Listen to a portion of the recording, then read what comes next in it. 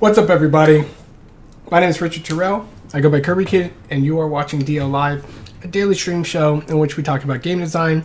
Conversation starts on the Discord, and we carry it over here. But today I'm reflecting on a project that I spent the last year and a half working on, and everybody in this chat has played it to one degree or another. So it's just going to be an open forum as I poke around my own game and figure out how to close this project without losing my mind. So we got Wario Fan on the mic, and he's going to be playing it or not playing it or something. And I'm just going to do what I do.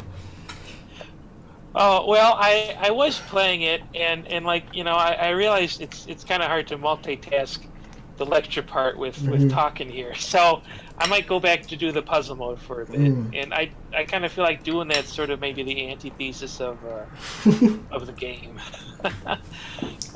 But I do really enjoy how, you know, it's like this balance of just, you know, playing and learning, and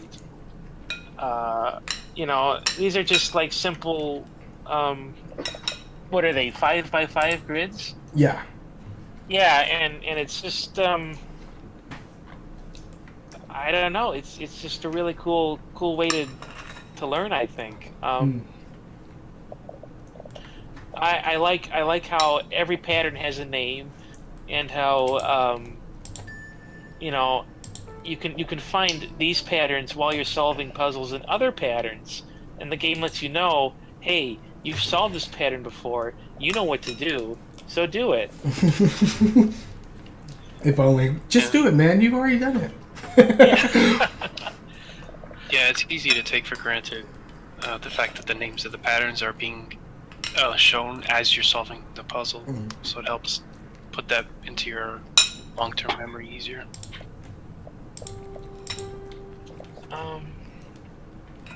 Geez, what else? Let's see.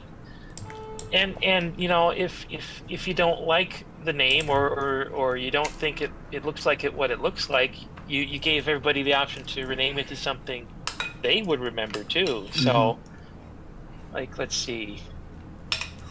Like this one, Pearls, you know, I could rename it to, say, the letter V, and, you know, maybe that's how I would remember it. That's just that's a cool touch. It's very what's the word? Personalized? Yes! There was a feature in Shiren the Wanderer that lets you pick up scrolls that don't have names, and you can put a temporary name of what you think it is, or stuff like that. You're like, this is probably a this. Wait, that was probably Rogue. I think in Shiren you can write on a blank scroll, and if you write the correct spell, which is just like a word, it actually does that.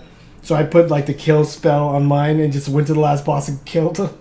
It was just like, read the spell.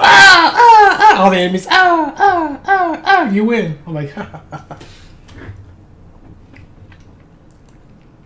let's see. I haven't unlocked quite everything in the game yet, actually.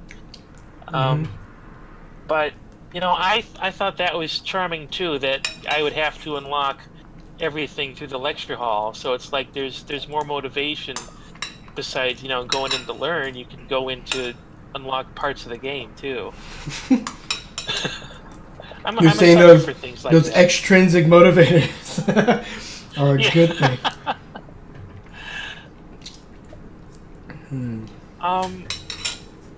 Now, let's see. Was there something else I was going to ask?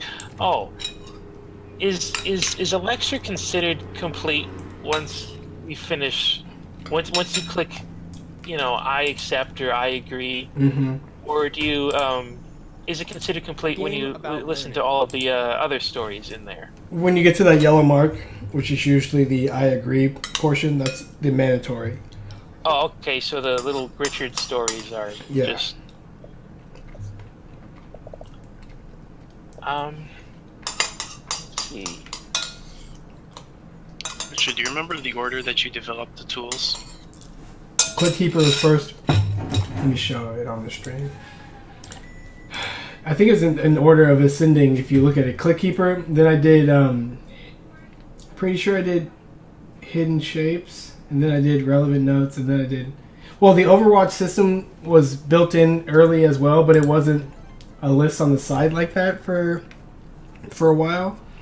It was just like kind of watching you in the background. So I think it was Click Keeper, Overwatch, Hidden Shapes, Relevant Notes, Flow History.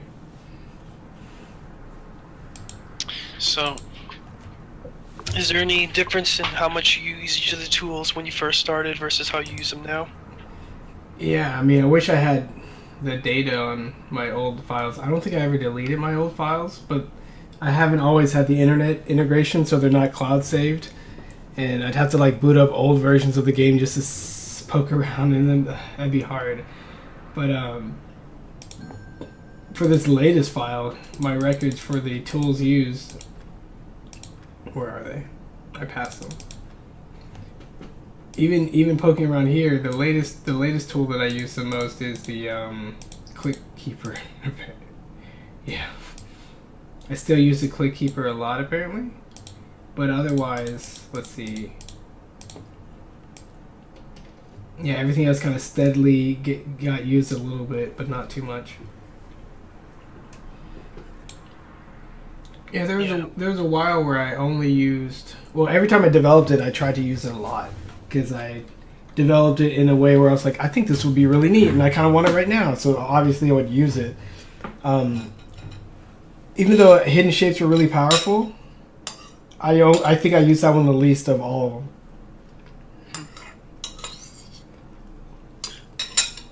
Yeah, I'm kind of the same. Click Keeper, by far one of the most useful tools for me. Mm-hmm. Then probably Relevant Notes. Remember when you were first starting out, like way back before you even had a beta, you were just clicking around on the light puzzles, taking a snapshot, and I remember you would just have stacks of these little mini grips showing what the steps were in order to solve one of those harder puzzles, and then you would manually be drawing the lines yourself. Yeah. Is that where it came about to make the level select that same way in a sort of spiderweb pattern like that you have it now? What did I think of that?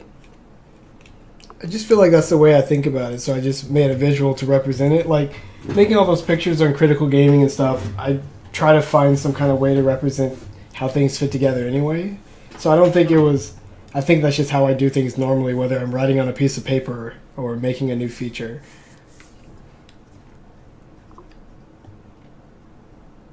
Man. When did you decide to implement the daily challenges? Because I know that wasn't one of the first things you were talking about when you were doing enLIGHTen. The daily challenges... Because I have my design doc, and I think that goes back to the very beginning, where so I was inspired by Pokemon Picross. I was inspired by Brain Age. I was inspired by Flash Focus or whatever. And when Marcus and I made the Descartes skill games before, those were also like, hey, little miniature tests that you can do over time and track your stats.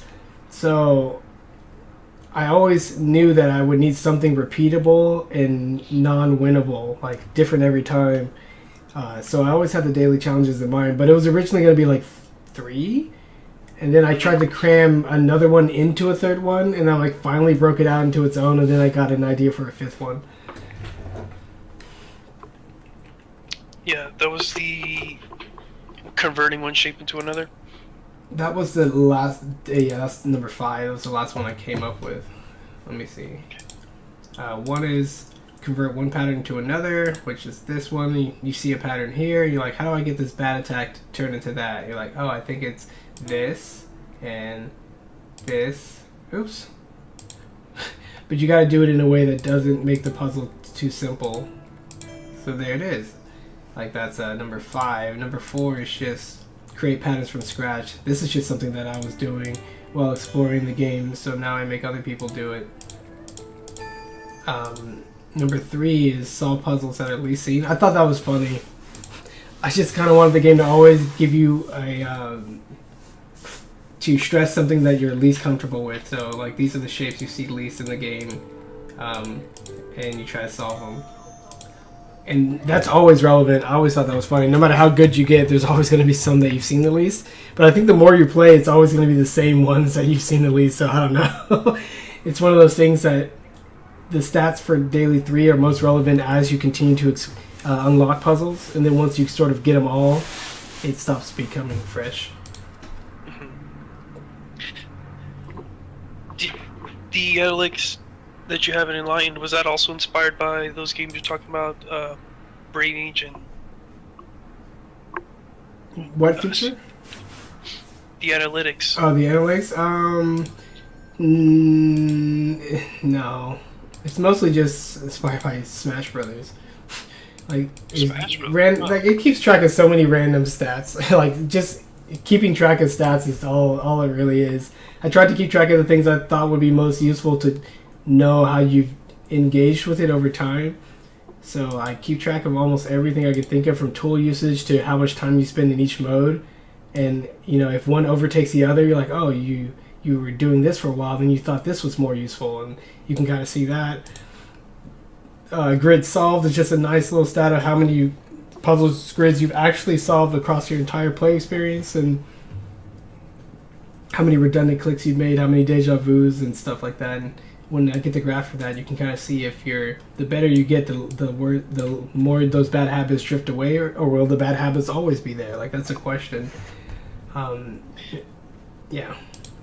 Which of the analytics did you look to most as you yourself were reaching mastery and enlightenment? I didn't have the records. When did I get the records page? When did I reach mastery? That's a good question. The very first thing I did when I was prototyping this game, some of the first things, when I finally got the stupid grid to work and I didn't have any set puzzles or anything like that, I just had like a random click generator, and I would just randomize it and solve it, and randomize and solve it, and randomize and solve it, and then like more clicks, randomize, solve. I just did that for like a long time, just getting used to the game, and that's basically Daily Challenge 1.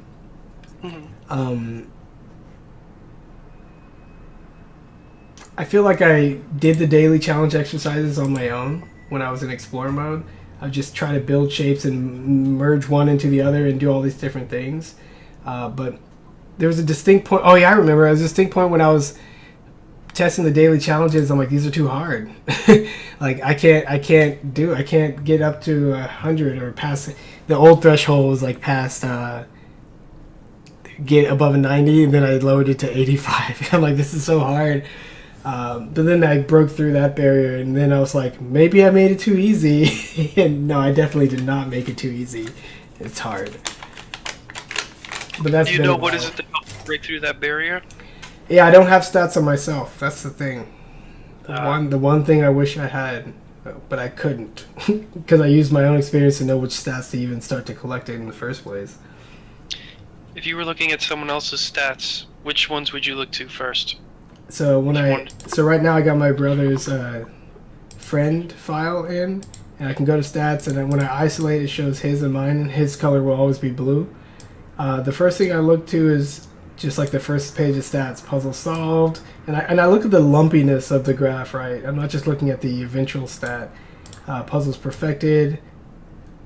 Oh, here you can see the blue line is underneath the puzzle solved as expected, and puzzles blind. You know, there's always at some point when the player starts to blind puzzles, it's like a little sharp increase like that, like whee.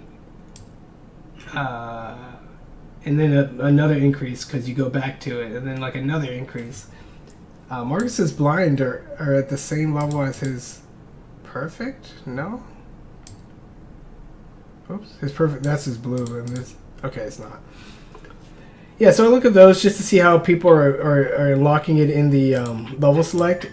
If it was my file, I could just do this and go to the filter and be like, date unlocked, and just drag it basically from here to here. So like, oh, that's the progression of the ones I unlocked for this mode, and you can see a little better right here. Like, how do I do this? Yeah, like that. So my exploration of this non-linear moving through the puzzle is kind of a neat thing to think about, and where the cluster of things you could solve first and most easily, and which ones do left for the end. that's something neat I look at. But then I always look at the daily challenge scores just to see how they're doing. And like they go up and down, you know, because you're supposed to kind of do them daily. And some are naturally harder than others because it's random, but not by too much. And I look for patterns in the wave. And some people are much better at daily challenges, some than others, which I guess that makes sense. Some people do surprisingly well, like Kaim did really well on Daily Challenge 1. I think he got to layer like step 6 or 7 while just solving it, and then he utterly collapsed. So like, some people are just better or get lucky or whatever on their first try. And then I look at questions answered. Nothing too crazy. Just how long have you been engaging in the quizzes? So like you can see Marcus's light blue line here. He did a lot of the basic questions built into the lecture. So he did the lectures across 18 hours. And then it was flat for like 30, 40 more hours. And then right at 50 hours, he's like, oh, there's questions in the quiz. And he did a whole bunch of quiz questions. So you can see a spike there. Mm-hmm. Yeah, but the main thing is, because everything shares the same graph, you're supposed to look at your stats and be like these are my stats, but and they're kind of fake. But like, why in my stats did I go from an enlightenment level 7 or like 60% all the way up to 70-80%, right? Like what happened in hour 7.5 to 8? And then you can just click over and look at 7.5 to 8 and see if anything else spiked during that time or anything else changed dramatically. My time in puzzle mode rose a little bit relative to the other modes, and 7 to 8, nothing crazy there. 7 to 8 looks like this spiked. What is that stat? It's a completed conversation. So talking to Gritchard and going through some of that extra content was what pushed my enlightenment level up here. It correlates pretty directly, and you can even say this kind of correlates a little bit. But it's kind of an open-ended question. You can always see how well people are doing, but the mysterious question is, where do they get stuck, and what do they do to get themselves unstuck? And that's what I try to use all this data to figure out.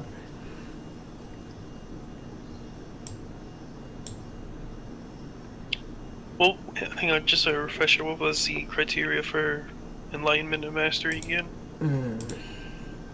Enlightenment is 5 axes, right?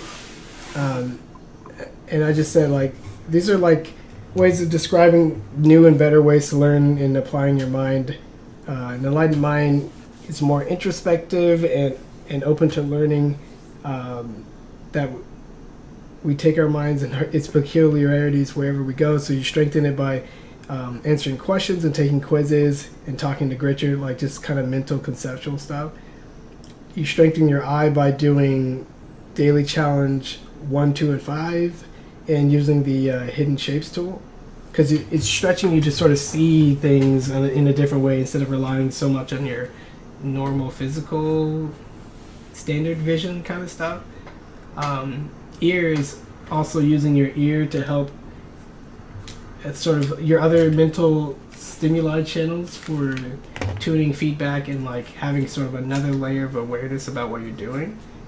So you just kind of do this by doing blind mode and just using sound feedback when you play. Voice is taking notes. A lot of people underestimate taking notes, and so I built its own category for it here. And it's like it's hard to explain to people how important taking notes is. So like if they don't want to do it, this won't be high, and you'll see what else correlates to it. And touch is not used in enlighten. So for mastery, how much you've memorized, which is basically how much you've blinded and how well you do on daily challenge 3 and 4. Your heuristical accumulation of facts or tips. So that's basically your notes. And how well you do in daily challenge 1, because daily challenge 1 tests your heuristical approaches. You can't know what random clicks you're going to get, but every time you get a random one, you got to just start applying your general solving methods. Logarithmic is a step-by-step specific stuff, and increase. It says increase instead of increase. There are key questions in the quizzes that involve a logarithmic, that talk about logarithmic solving. And if you answer the key questions, quote unquote, correctly, then you'll get points to this. If you're not, then you're not quite thinking in terms of step-by-step methods. And also, if you take more notes with the method tag, which is the only way you can do that is by using the my process and going to like the method maker and things like that. So more time, even if you spend a little bit of time in these modes, you'll get some points for that. Mastery. And then experience is just how much time you spend playing the game and noodling around in explore mode. I wish I could also give you points for watching other people play, but just kind of expanding the amount of experiences you have in this field is super important. Because you can have a lot of the other things, but if you don't have a lot of experience, you're going to miss out on some critical application whenever you're trying to master something. And then finally, cardinality is just learning something up, down, in and out, forward and backwards. Daily challenge 2, 4, and 5 test that.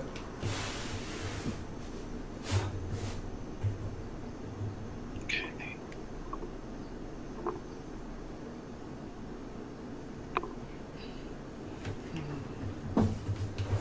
So yeah, along with the Descartes system, this system is, I found a really handy way to understand mastery. People kind of throw the word around, but now whenever I evaluate people and their competency, I think along these axes, and I'm like, how much experience do you have? How much are you leveraging that? How much do you have the ability to understand something in and out? Which is basically being able to understand it with this jargon, but also to be able to break it down and explain it in different, more simple ways that people don't have to be within your jargon circle to understand. Like, that's really important. Some people are just kind of steeped in their phraseology, and they don't know how to just break it down and explain it in simpler terms. Did you work out these axes to mastery while you were making enLIGHTen? Yeah, I developed this while making enLIGHTen. Okay. Just wanted to be sure because it has been a while. Yeah. At one point, heuristic and logarithmic were in the same axis, and I'm like, yeah, they're kind of the same, and then they're not. That's all there is to it. Okay, I'll still keep it a pentagon just because enlightenment was also a pentagon. Yeah, I mean, you could say I shoved like 3 into cardinality, right? It could be like up down is its own, in and out is its own, and forwards and backwards. But you're like, it doesn't matter. This is all about the flexible application of your understanding, and less about. It's more. These are more related to each other than they are any other category, and all the other categories are pretty independent. Yeah.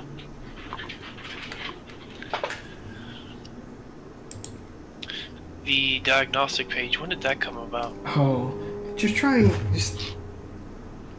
think about a whole bunch of different ideas. Where is that? Wait, didn't that come about because of some personality test you took?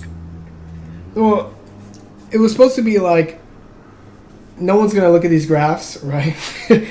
Reading graphs is not easy and nobody cares. So I'm like, what if I gave the player just in plain English, takeaway of an interpretation of how they played and stuff. So I came up with this diagnostic, and it kind of works. The text formatting is pitiful, and like it was just an idea I tried. I even forget it's up there, so I haven't clicked on this in months and months and months. Do you feel like, are you satisfied with it as in its current state, or is there anything you would touch upon it? I would delete it. You would delete it? It's so complicated to try to look at all the stats and then make a spread of text-based responses that can take those stats and interpret how to give you an answer. And even if I got it right, I don't even know those little descriptions would still be very much used or appreciated. Like the tool you use most is ClickKeeper tool. You prefer to explore / move quickly and review things that you've done afterwards. You don't want to keep track of each step as you go along. Like, that's, I mean, sure. People would like to know if they were going to try to look forward to getting some nugget of truth, it wouldn't sound like this. And it would probably have to be more like a fortune cookie or something more general and a little bit more abstract and non-enlightened based. So the diagnostic is a neat idea, but I'm just not capable of pulling that off right now. The quizzes are factored into the diagnosis, correct? Quizzes, let's see.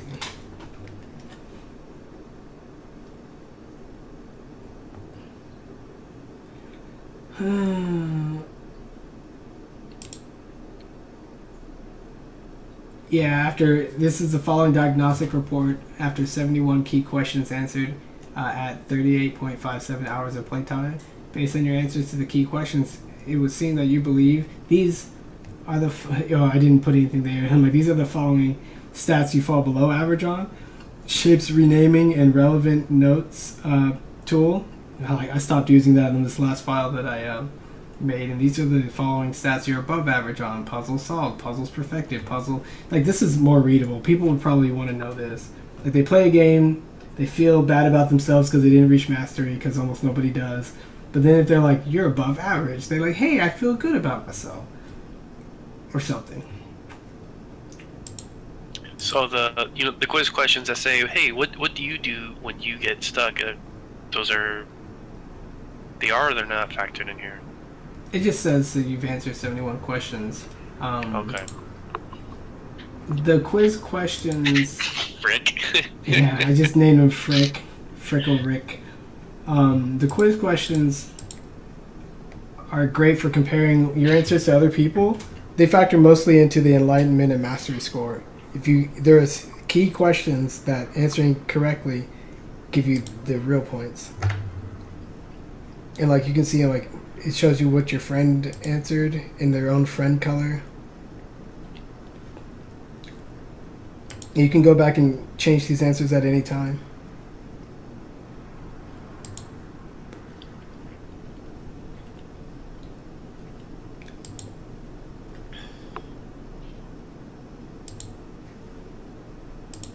How hard was it to make the puzzles and make them in the order you want the player to experience them in? They're just organized by click, so I just tried to find as many interesting shapes that I thought were funny as possible, and I just shoved them in. I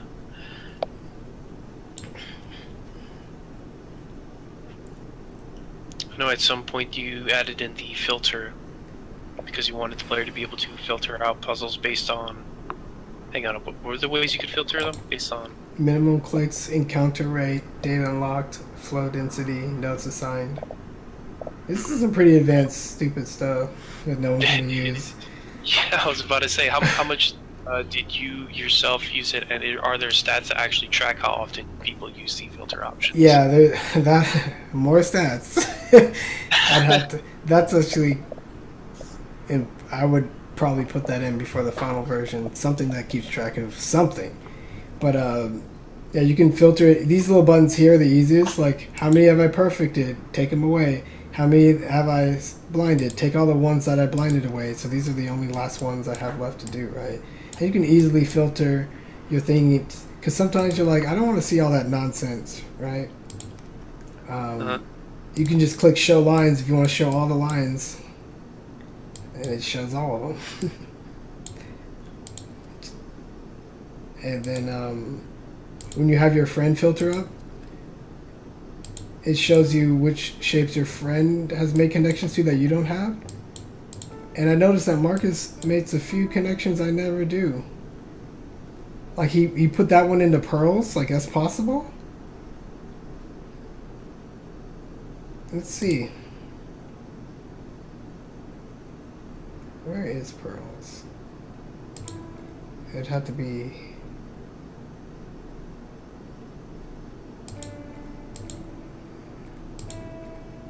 How did he find pearls out of this?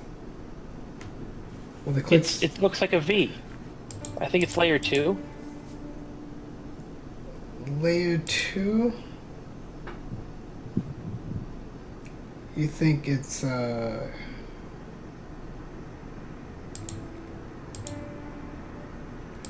that's worm.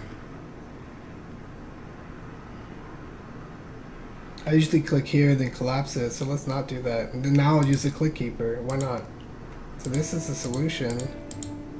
And then I just have to click this in different orders. Pearls! Welcome! See, I've never done that in my life. You can tell I'm like, what? Why would you ever? So now, if I go back. Oh, wow. Now if I go I back didn't now. know it kept track of, like, you know, angled and stuff like that. That's pretty cool. Yeah, it knows quite a lot about all the potential rotations and reflections. So now you saw that blue line there that Marcus had. Now I just discovered it for the first time, and it now has green overriding that path. And I'm like, I've never done that. I've been playing this game for like 1,000 hours.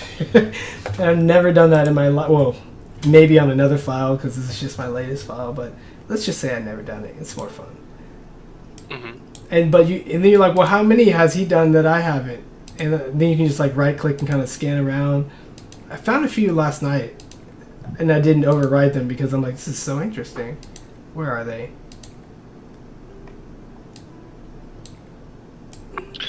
If I recall how you wanted, or how you made the overworld map work, is that it doesn't show the pattern until you actually click on it, click through it. So if you always solved, say, a 5-step puzzles the exact same way, the other patterns you could have revealed while solving it won't show up. Yeah. So you won't have the lines draw between them. You have to not only click and see the connections, but you have to do it perfectly. You can't just like click randomly and rapidly and just expect it to be like, you did it, man, you did it. And like, no, you have to consciously and deliberately solve these things, and it keeps track of that. Oh, I'm not even in friend mode. No wonder I wasn't seeing any blue. Stupid. So look at this one. Oops. No. Yeah, because if I remember, that's a stat that's recorded, isn't the ways that you solve the puzzle? It has the number of connections from that one puzzle to just one, connect layer down. So like, in this one, Marcus solved the Flying V, which is named after the Mighty Ducks, of course. Down to pearls. Again, Marcus like prefers pearls. And he also did into defibrillator, which I've never done. So now that I think about it, that's not pearls either. What's he doing? So if this is the top of the pearls, then I think I just do this. Yeah, there it is. And then now I'm like thinking about the puzzles differently, and I'm finding new branches and paths. Like that's a lot of what this game's about, is taking the simplest seeming puzzle game, not only showing you that it's deeper than you thought, not only showing you that playing well takes more effort than you thought, and that mastery is about as hard as mastering anything, perhaps. I don't know. But like even beyond that, like the mastery is actually, I was going to make it to where when you beat the game, you're like, oh look, you reached enlightenment. Like actually this is where the real stuff begins, because all that work you got up to this point, which is you fighting yourself, now that you know better methods, you know why the better methods work, and you're in this like new state of like, I see puzzles in my sleep. Now you can really start to dig deep into the system. The other thing was just you trying to learn all the notes and rhythms of a piano song, so to speak. That's not when the real magic happens. The real work is after you learn that stuff, you gotta make it music. Mm-hmm. How, I know you... Can you explain to me how the audio feedback with the light clicks works? As you're clicking along and as it's being run off after you solve it, and it speeds through the whole thing. Oh yeah, so we'll go to one of my favorite long clicks. Look at all these notes. This is one of the craziest. I keep right clicking and dragging because I do too much Unreal. Ugh. You're ruining my ability to play my own game, Unreal Engine. Huh. Yeah, Marcus has a lot of connections in this that I don't have. Yeah, these are the notes. These are Marcus's notes, I think, because they're blue, and mine are green or gray. Oh, yeah, mine are green or gray, yeah. And every note, everything you've ever thought about the puzzle and made a note of, is here chronologically right here. And that was like crazy. I even put a filter for the notes that pop up here temporarily, right? Like, let's say we only want solution notes. And then now when you click on this, what did it do? It did something. Yeah, it filtered something. So that's crazy. I was talking about oh, look at all that blue. Whoa. Man, when you think you know everything, that's a glitch, so don't worry about those. But these you worry about.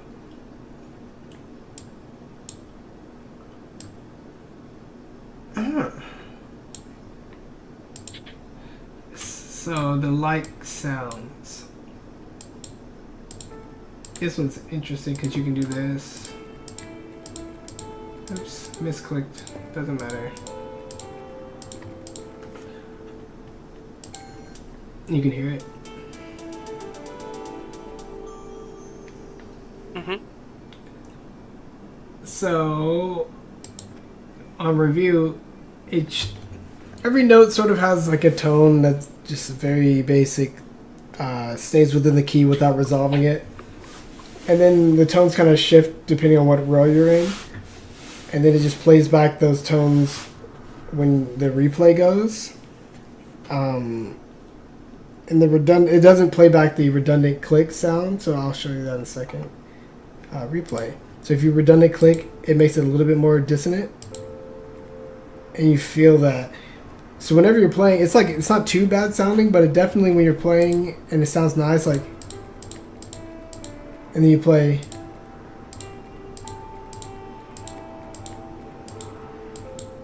And then like, ooh, it kind of adds this tiny little bit of a unsettling. Oh, this is a cool pattern. Let's make a note of it. This is a cool pattern. Found on stream.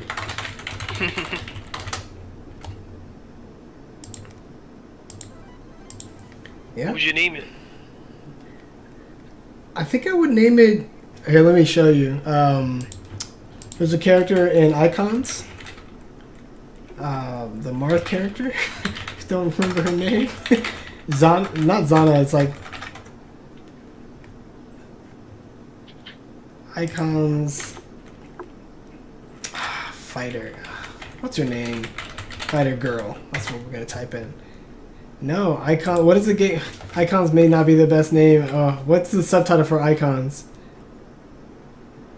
Wait, I'm just gonna type Wave Dash. I don't know. Icons Wave Dash characters. I'm gonna find this. Oh, where is she? Oh, I need a close up. Okay, I got a side view. Let's see if I can adjust the stream accordingly. Let's see. I'm like, there she is. See that? Well, Give me like 20 seconds. Yeah, I see her.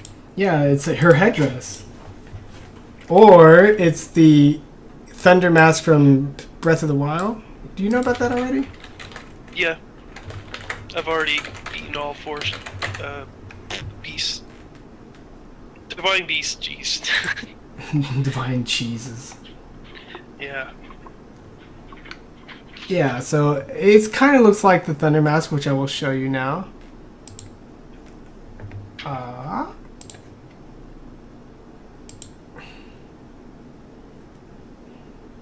Kinda. But yeah, I would name it that.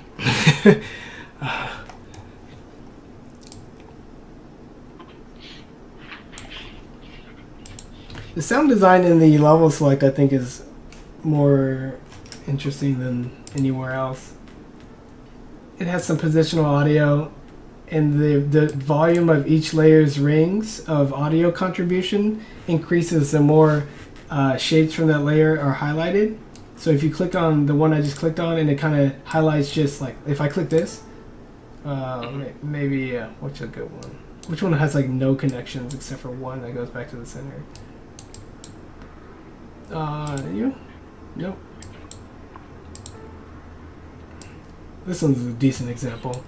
If you were playing and it were louder, oh, and I actually turned on the music. Watch out. So listen. You hear that? So this layer right here first sounds like this. Ding. And you can hear added one by one. So if I zoom in a little bit more, this is as far as I can zoom in. Is it loud enough? Hang on.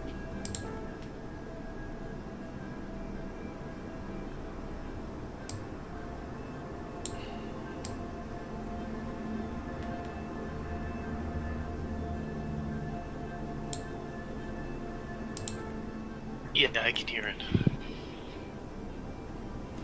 And so you can hear, like this one has a lot of low tones because it's dealing with a lot of these inner shapes. But when you click on one that has a ton,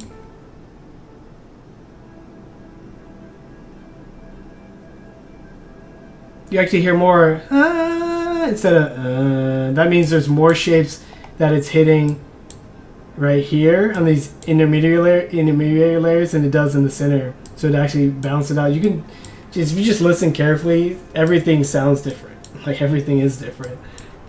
Yeah, the only reason it's hard for me right now is because, you know, having to listen to you chatting right now and streaming at the same time is kind of hard. Just as long as I can hear it, that's fine by me.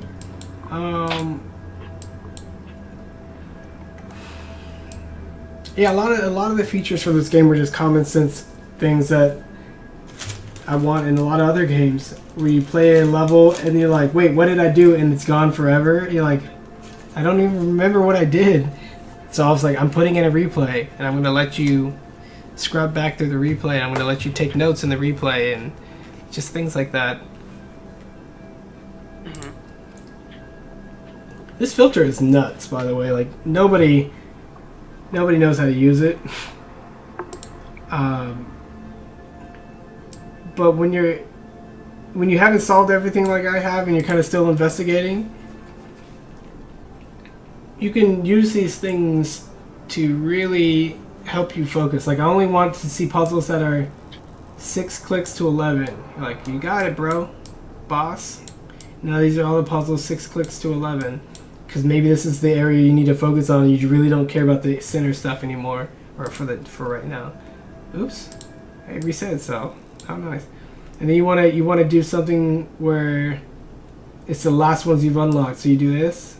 And you're like, okay, so these are the last ones I've unlocked in that row. And then you're like, well, I have a hard time getting beyond this layer. So like, I need to know which ones of these shapes are like the best ones to study and memorize to give you the most chances of connecting and solving it. So then you just do this, flow density, and it doesn't work.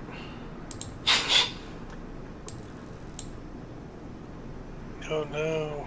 Wait, let me cancel this one real quick. Let me cancel this one. So flow density doesn't work. What the heck?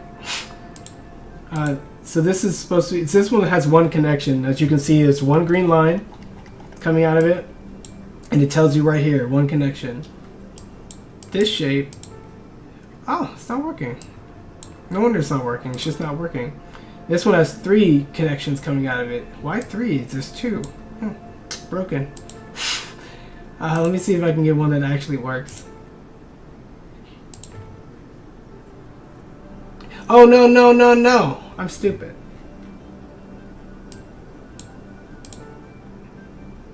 These are counting the ones that connect down to it.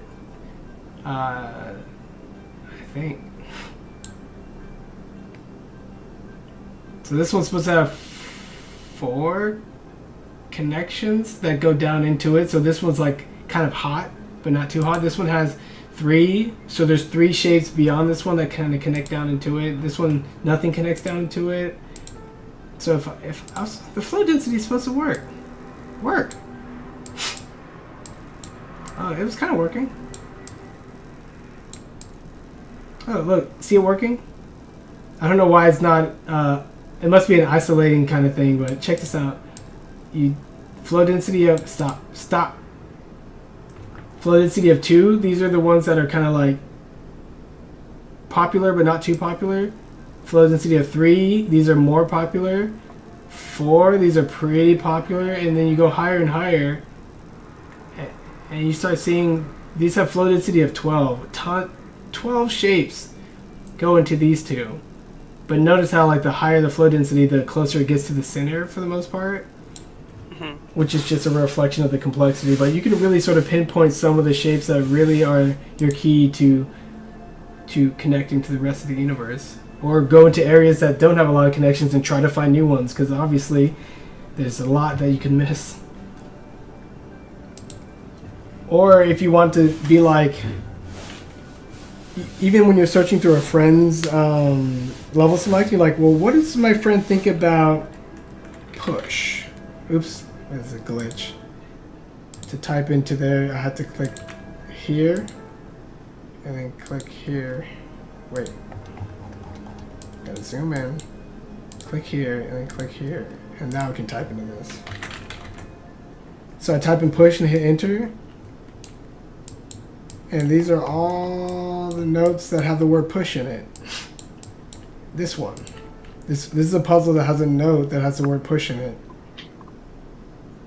Where is it?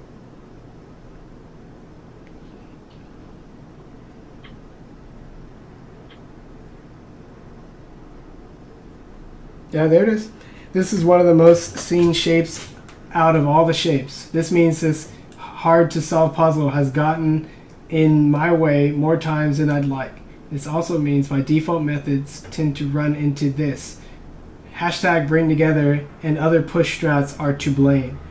So it caught the word push and identified this puzzle and highlighted it for me. But if I picked a word that was a little more lucrative, like what's the word I should type in? What word?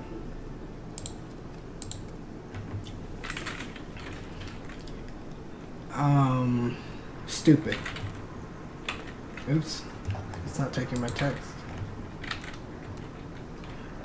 Okay. Okay, you want a break on me?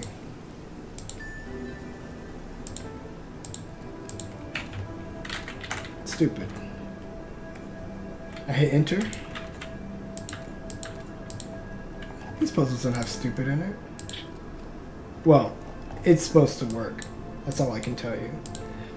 But like, the interesting part is it just catches any of the everyday language that you use, not necessarily any special language.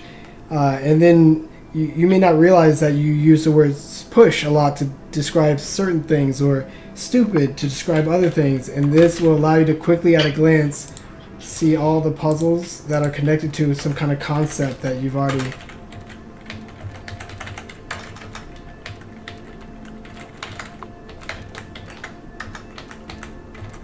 Oh well. Maybe fun. There we go. This is how much fun there is in enLIGHTen. Yeah, this is a weird pattern for the solution. Not optimal, but fun. Apparently that's the only fun to be had. It makes more sense when you get a little bit more used to the way people talk or the way you talk, and you can kind of identify patterns that are, you know, puzzle based out of the things that you connect them to.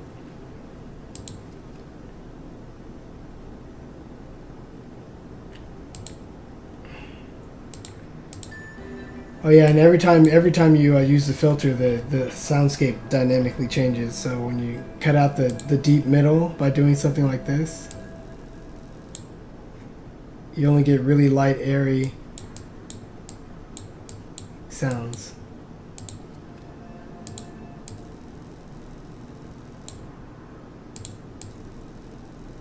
And then when you get to this layer, you hear the beep, boop, boop, boop, boop. Which is one of my favorite sounds. But yeah. I don't know why I did all this. Yeah, it sounds more like something you did just for the hell of it. That was fun though. Notes assigned, the same thing, like which puzzles you assign a lot of notes to. So if you want to be like, I want to see the hot puzzles, like which puzzles is the hottest, we'll do that. Everything that has like, what does that say, 2 notes or more, these are the hot puzzles. Notice how none of the notes are in the center because they're easy, and obviously this is one of my latest files, but the further you get out, you're like, oh, you need more and more notes, and you click it, you're like, 6 notes on this one, 2 notes, 0. Why? Oh no, those aren't in. Okay, ignore that. 5 notes, 2 notes, 2 notes. And then you can do cool stuff like friend switch, and you're like, these, I know I have, it's not showing my notes. Oh well. Wait, are these 2 mine? And then these are Marcus's because they're blue? Yeah, that probably makes sense. So it says I have 2 notes here, so these first 2 ones are mine. But when you have your friend switch, you're like, but how much has my friend contributed to this one puzzle with the things they say? So you can kind of like look at the things, the puzzles you have the most notes on, and see also the ones your friends have a lot on, which is these. There. And you just learn a lot of contextual information. It's fun.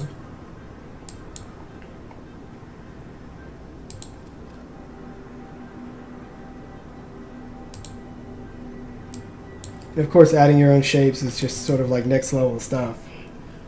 I had a friend who was like, I don't understand why I would want to add my own shapes. And then he played even more. Or he didn't even want to take notes at that point. I'm like, you should probably take notes. And that's all I can say over and over. And then finally he's like, oh, I finally understand why you should take notes. He's like, he never took notes in college and high school or whatever. And like, but so like he just didn't have the habit or whatever. And I'm like, you should take it. So when he hit a wall and took notes, he pushed past it. Then when he added his own shapes, he pushed even further past it. Because I'm like, yeah, like when you add your own shape, you're pretty much like identifying and injecting a highly sort of personal and supercharged element into the puzzlescape. And then by connecting puzzles to it and connecting it to everything else, you're just making stronger and stronger connections on top of that. So if you find a weird shape that you seem to always see and you add that, you're like adding your sort of mental quirks into a larger, more structured context so that you can not have it be a stumbling block, but have it be a jump pad, a leaping off point.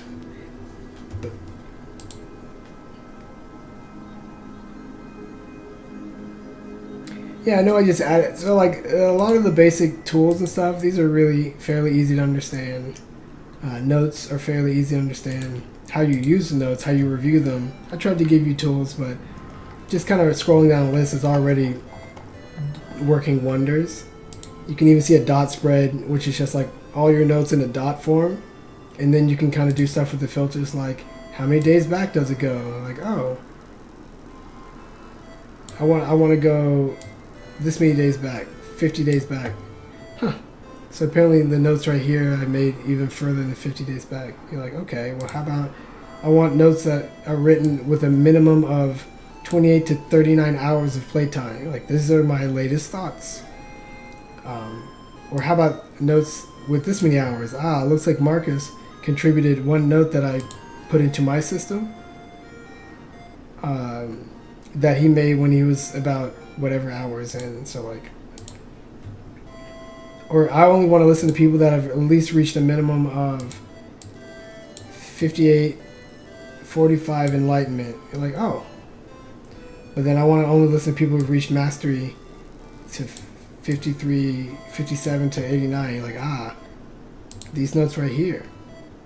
It's just when Marcus is getting close to mastery, and this is what he said. So like, no matter whose notes you borrow and put them into your system and when they took it, you got these really effective ways to organize it.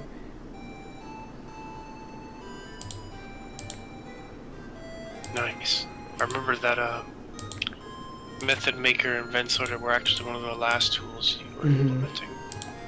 They're so complicated, just so rough. This is so high level. Yeah, it's just something I really want to do. Making a hashtag system and allowing you to define the hashtags, like, and your definitions go here, allowing you to sort all the puzzles into whatever you define it as, allowing you to sort in a Venn diagram way, like what the puzzles, how they overlap in grouping or how they don't overlap. What does this do? Nothing. And then going to Method Maker and then seeing all the hashtags you made, all the notes methods you filed under each hashtag to explain how you use it, and then how those individual steps refer back to other hashtags. And this is like basically a map of my entire method for playing this game. All the things that I think and all the things that I do are reflected in this, including my general strategy, which is first look to see if I recognize the puzzle. If so, use the learn strat. Then identify clustered areas. I use the hidden shapes enLIGHTen eye to see inside the clusters. Ah!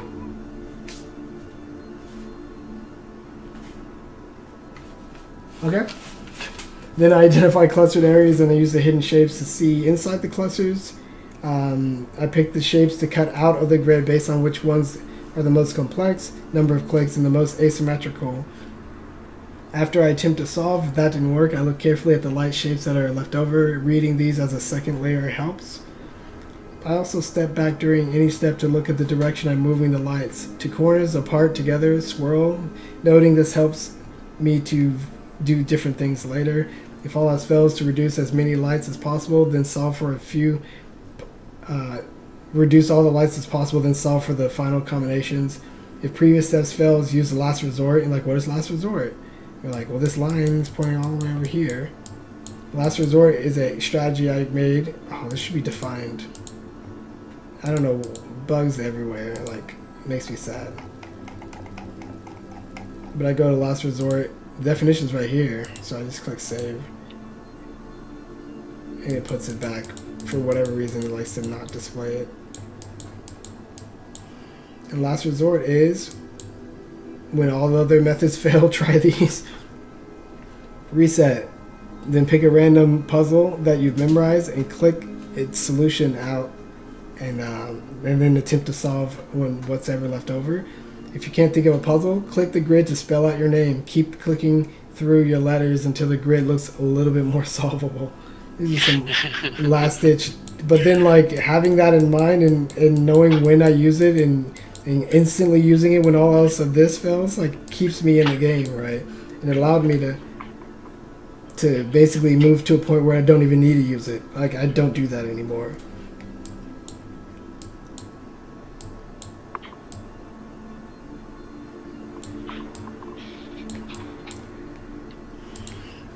But in order to make these tools work, it's so word-based, so heavily language-based that, you know, once you open the door to that much variation and possibilities, it's really hard to control it and run stats on it and to measure it. So if I could achieve the same thing through like in-game, you know, multiple choice, in-game sort of visual scripting, it would be a lot more robust. So that's why that features whatever. But really, all I do is spend my time in basically building up things in my process, and then going into puzzle mode to do very specific note taking and sorting, and then that's basically where I spend all my time now because I've done everything else to their max effectiveness.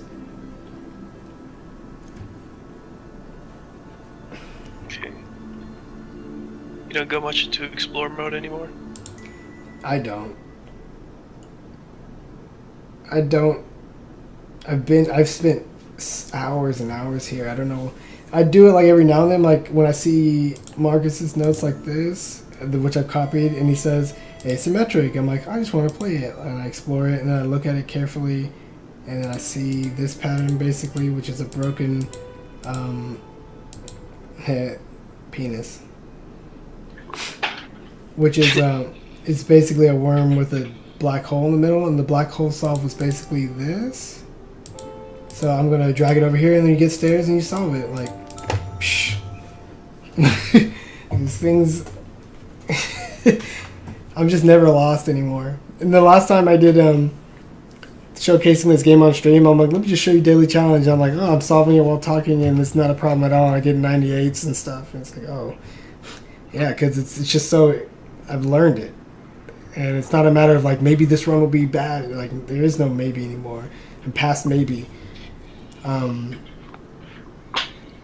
was gonna say something. About explore mode. Well, the reason I added the blind mode into this game, which I'll show here, you can click it, and if you master perfectly the whole ring, you're like blind mode. It's gonna take you around this ring, and you gotta solve them without lights. And you're like, oh.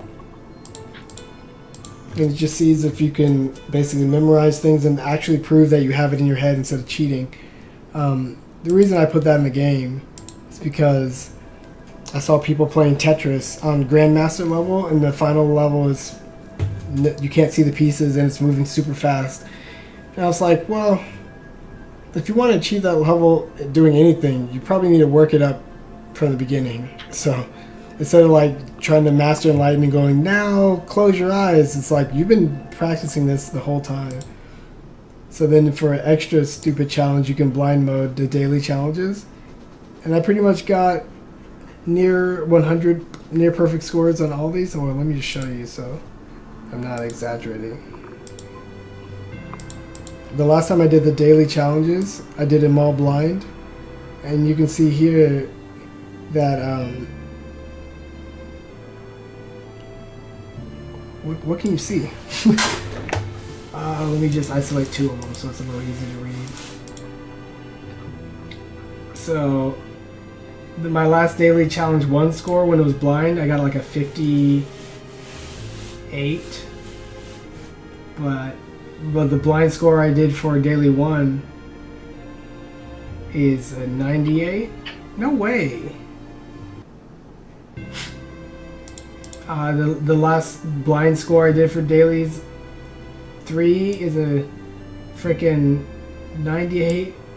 The last score I did for daily 4 is like a 96, and the last score I got for daily 5 is looks like a 82. So it's like, oh, even without seeing the challenges on the dailies, I can get pretty high scores, and then daily 2 I struggled. But it's like the way the game was trying to build up your mastery,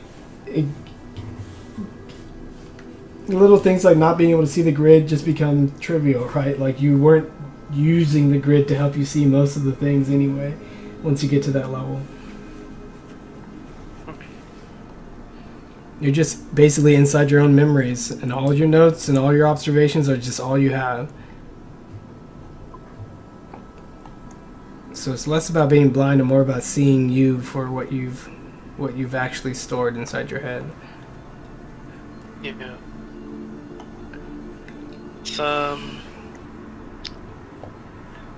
When was it that you decided to when you go through a puzzle or going through the daily challenges and you don't perfect it, to force people to take notes? Yeah, force people to take notes.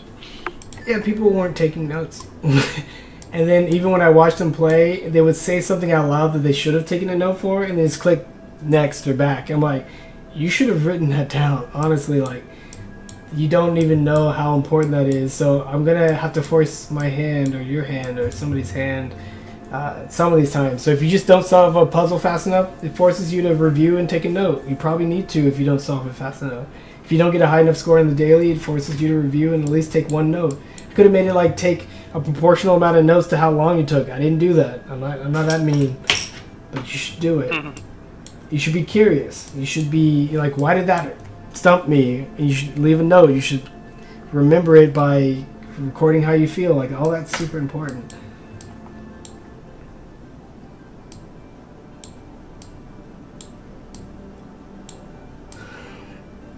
The hard part about designing these things is you have to be a master to pave the way for other people. So I kind of have to master enLIGHTen before I can make enLIGHTen masterable.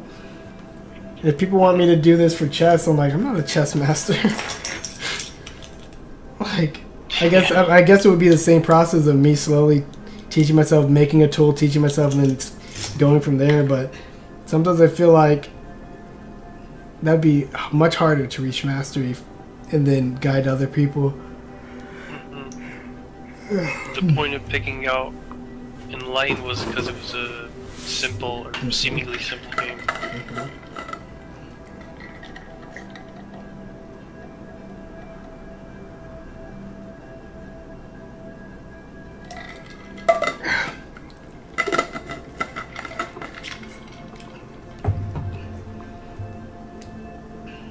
So peaceful.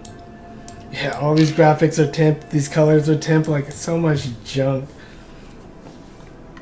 So much junk. I guess that's if you just like look at this as a product, it's not like completely falling apart. Yeah, no, you got you did fairly well for being mostly by yourself. So when do you release enLIGHTen? When they sue me for lights out. So I just have to tweak a few rules and call it the dark net or something like that. Or Event Horizon or black hole. The Event Horizon is such a cool concept. In this spin-off, you'll be unlearning what you've learned. Reverse lectures. Use a brick. No, that's not. It's not completely uncrazy or crazy. Like this game tries to show you how learning is built up, and sometimes that includes understanding the stickiness of thought. But then you're like, what if you take something that you already think you know or you've learned, and you need to develop a whole new set of information that's more flexible or more accurate or whatever? How do you unlearn things? You're like, I don't think it's really possible without the help of electroshock therapy.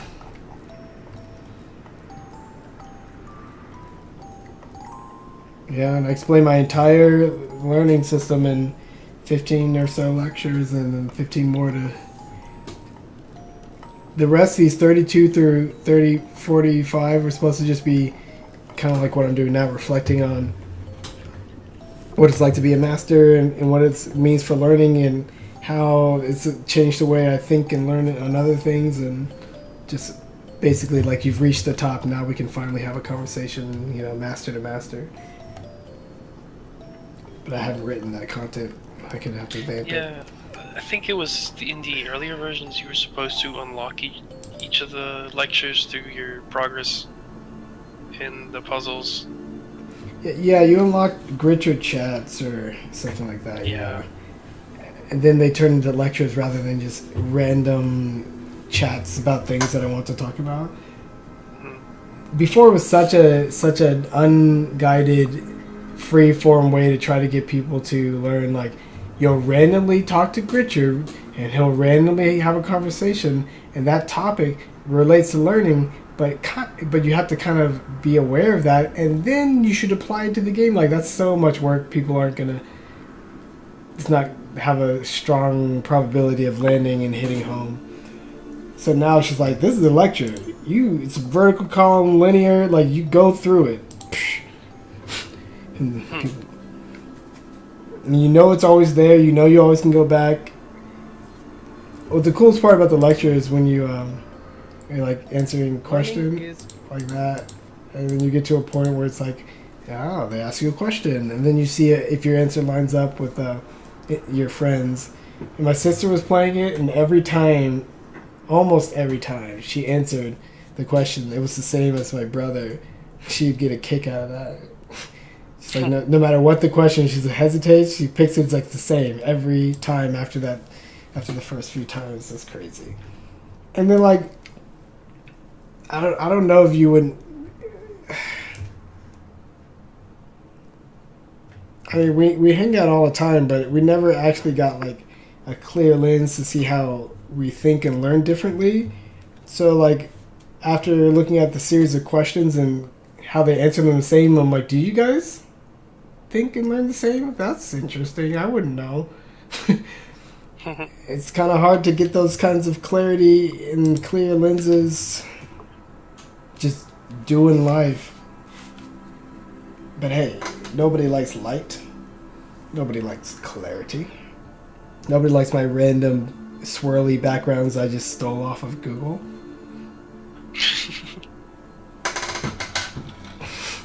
Yeah, like this has been the look of enLIGHTen for so long. This is just random images. This aqua color and yellow means nothing to me.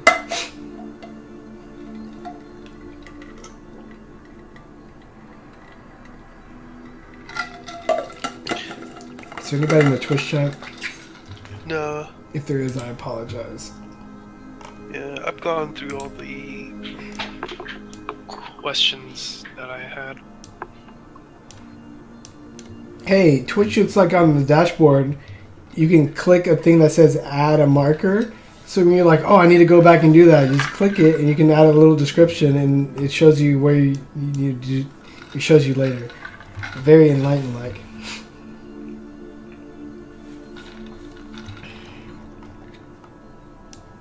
Yeah, any other questions? It's like everything I thought was cool. Yeah, So I think the Mitomo loading picture is going to be in the final release, right? Mitomo's dead. I know. I can't make more loading pictures. It makes me so sad. I use that guy.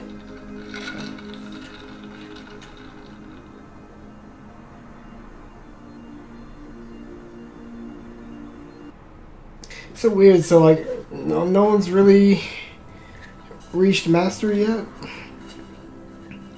and people tend to peter out, which is always interesting because I guess there are like 100 puzzle levels, and I don't know how long it would take someone to beat them all, just like starting from scratch. I have the save files of people like Huitzilipachtili and some of your older ones, Adrian's, where you solved all of them, so I can kind of gauge how long it takes someone. But still, there's certain things I figured people would do if they were really trying to reach mastery that they just like lose steam on, like solve all the puzzles, perfect all the puzzles, blind all the puzzles. So it seems pretty simple to me,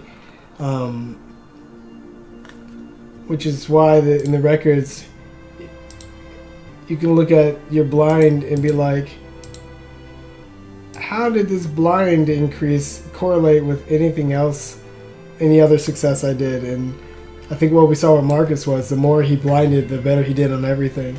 He got spikes in his mastery level. That's because he's actually storing the information now in his head instead of just relying on like the screen to tell him stuff. And when you store information in your head, the trick is you do it in a way that isn't direct. Like you're not just storing like light arrangements and storing an image in your head and then pulling up images, you know, unless you have a photographic memory. But most likely you're storing it is in observations and little rules of thumb, little word-based heuristics, and how you combine them. So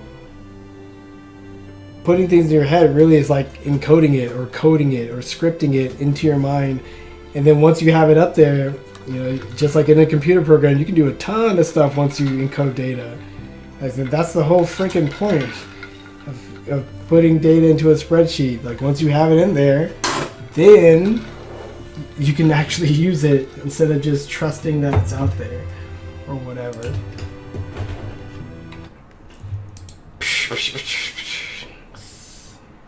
And some of these features are so broken and jank, and haven't been in my code in so long.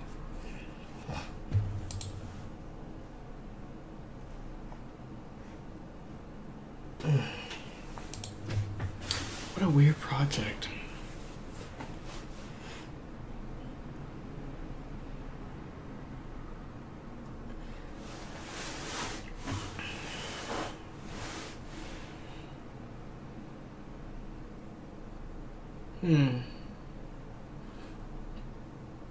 I feel like I've mastered some other puzzle games over the years, usually when I just do deep dives into them when nobody else cares, like Precipice and Aeroporter. Starseed Pilgrim. Oh yeah, I'm like the best player in the game. Are you better than? Because I played that game a lot. I'm sure. If you want that I crown, do appreciate that you've done a deep dive on Aeroporter. That's, I like that. I thought it was, a pretty good game, and an interesting game, and I guess I like seeing that kind of dedication to analyzing out of the ordinary games like that. mm-hmm.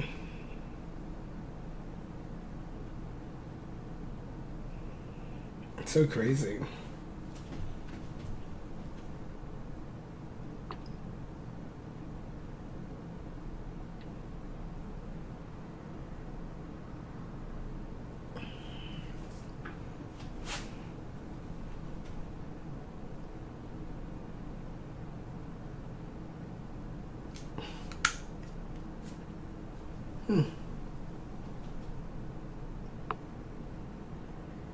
I'll call that a stream. Yeah, just the final thought is, I have a few people here that are gonna play test it or whatever, and I keep telling them, like, it's not the kind of game that you're like, oh, I'll just play it real quick and give you some feedback. Like, nothing happens, or very little happens when you put very little time into it. And like, I don't know if people take it seriously or believe that the game's actually trying to help you learn how to learn, and you can actually sort of break through some long ingrained misconceptions about yourself and about life and learning if you take this little video game seriously. Sometimes I'm just like, I tell people the pitch and they're just like, and you're like, no, this is not like World of Warcraft fantasy level junk. This is like supposed to be real. It's trying to be. So just even communicating that has been a struggle.